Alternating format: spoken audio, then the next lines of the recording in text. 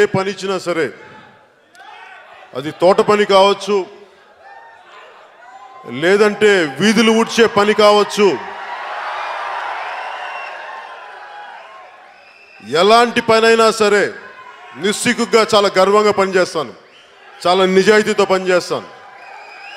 సినిమాలు కూడా నాకు భగవంతుడిచ్చిన భిక్ష అనుకొని ఎంత కృతజ్ఞతగా చేయాలో, ఎంత కష్టపడాలో, ఎంత ఒళ్ళు దగ్గర పెట్టుకొని చేయాలో ఇన్ని సంవత్సరాలు అంతే ఒళ్ళు దగ్గర పెట్టుకొని చేశాను. భవిష్యత్తులో ఎలాంటి బాధ్యతలో పెట్టినా కానీ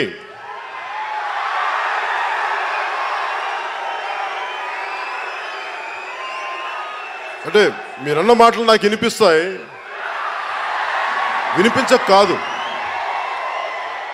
కానీ దాన్ని ఎందుకు స్పందించనంటే ప్రతిసారి ఏం చెప్తానంటే ప్రజాక్షేమం కావాలంటే అధికారం అంతిమ లక్ష్యం కాకూడదని నమ్మకంతో రాజకీయాల్లోకి వచ్చాను. జరిగిందా మంచిది, జరగలేదా ఇంకా మంచిది, అంతేగాని దాని మీదే నేను ఉండాలి అని కాదు. మీ అందరి భవిష్యత్తు బాగుండాలి, ఎందుకంటే నా బిడ్డ ఒకటి, మీ బిడ్డలు ఒకటి కాదు, మనందరి బిడ్డలు ఒకటి.